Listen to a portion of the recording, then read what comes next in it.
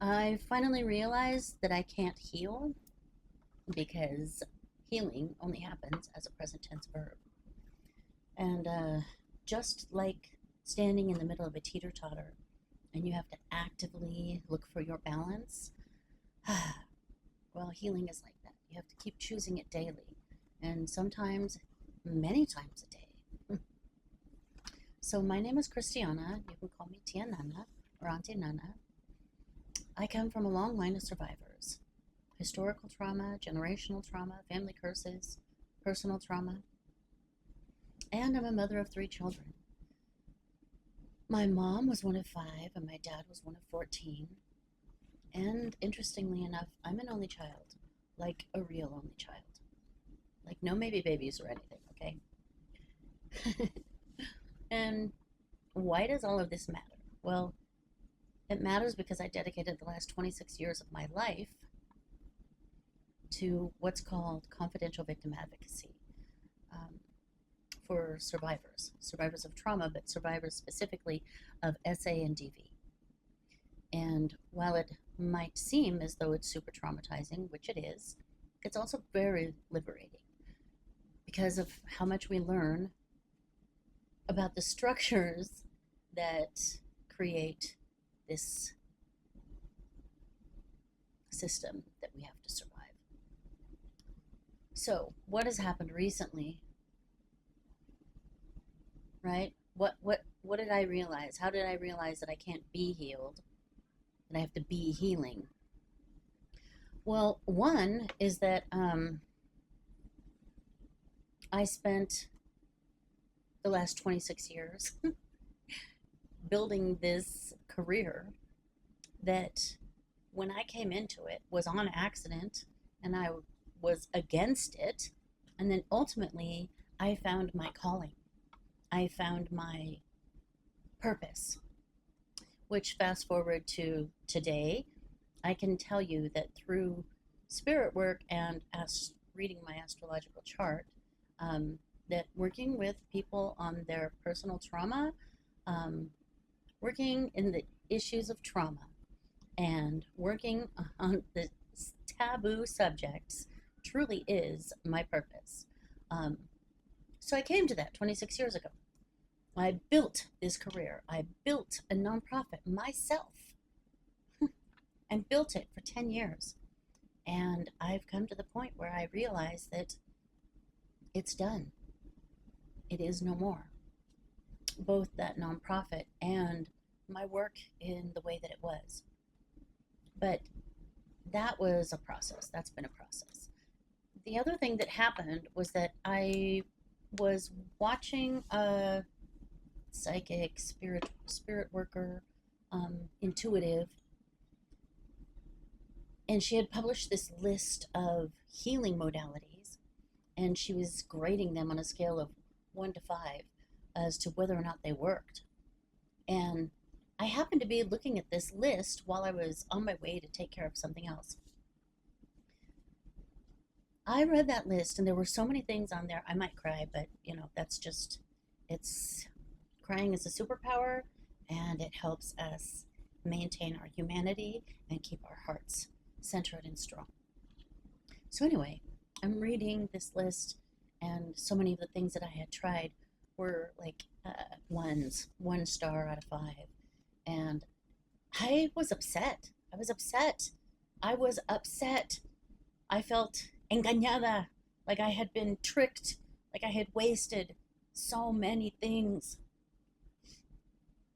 And I was thinking, like, well, aren't I more healed now than I was back then? I did all these things. I spent my time, my research moments, my money, my practice, my belief. And I carried this around with me for a couple of days. And I was like eating away at the back of my head, like I'm, like backseat ruminating about it, even though I'm handling all these other things. And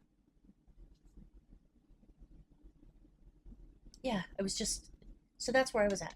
So separate but related, this other thing happened.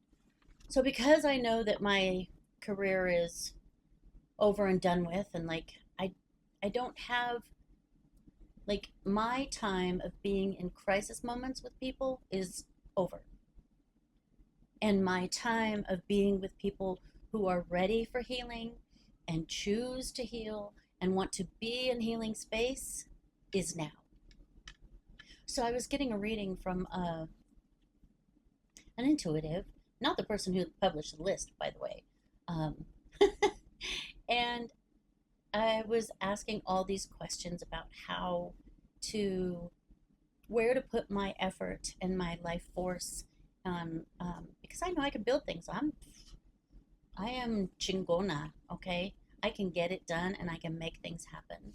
But I wanted to know where to do it because I had a million and one ideas. Anyway, she was clear that Spirit said, and I quote, "Teach what you know. Thank you for what you have done. That chapter is closed. And now it is time for me to teach what I know." It also told me specifically that it was around healing and around curanderismo. So those things sent me into a separate little tizzy. Here's the list over here, backseat ruminating. And then here's this information, which BT Dubs, BT Dubs, I knew these things. I had already done my own soul searching in prayer. But I doubted myself. And in the reading with that the intuitive, she even told me that they told her I had been doubting myself. Anyhow, so over here, I'm hearing these things and backing up to my whole life. As you can see, I'm a pretty light-skinned Latina.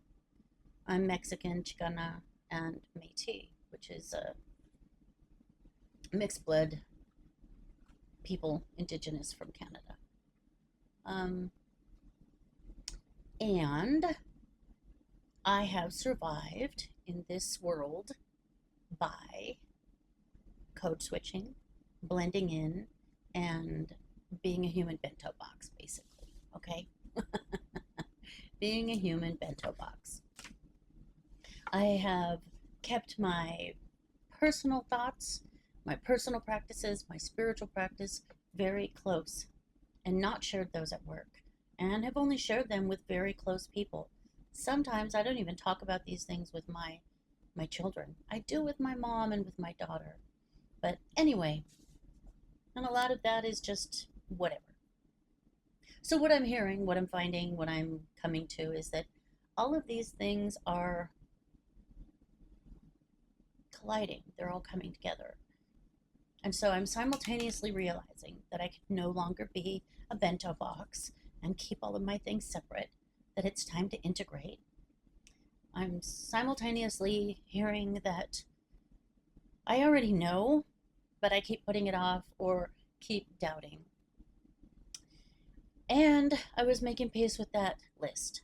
So that list, what it did for me was it made me have to do this mini inventory of all the things that I have invested my time, my life force, my belief, my money, my practice, and whether or not it worked. And that's where I came to. Okay, so any and all of the things on the list may or may not work for you. And not like faith healers who, sell you something and then blame you for not healing. But yes, like, how do I put it into practice? I can buy the treadmill, but am I walking on the treadmill? I can get the mask for facial, but do I put it on? I can buy the book, but do I read it? And so, yes, all of those things have helped me heal. But what I know to be true, is that healing is a verb, that there is value in accompaniment. Research shows that when somebody holds your hand, you actually experience less pain. And if that person is somebody that you know, love, and trust, you experience even less pain. And then my lesson around, I knew what Spirit was telling me. And I've had more than one person literally tell me. And yet it took me until today to post this video because that's how hard headed I've been and how unwilling and embarrassed to put my full self out there, even though this is literally what Spirit has been telling me to do. And then the last part. If you're interested in more practices, in talking about the practices, the act of healing and choosing healing, what is a healthy relationship? I just feel like everything in this moment is all about creating the world that we want to live in, right? And I'm here for it. So if you are also here for it, think about subscribing. If you resonated with anything that I have to share today, and I'll be a crybaby always, because that's just how I am. If you resonated with anything, hit the like button. And if there are certain things that you have questions about, or that you want to share about, or you have testimony about, put it in the comments and I will collect those and we will start generating discussions around healing. Yeah, healing, which is me teaching what I know because of this lifetime that I have. So anyway, Christiana, or you can call me Tia Nana, Auntie Nana. Yeah, orale. Peace and blessings. Abrazos. TTYL.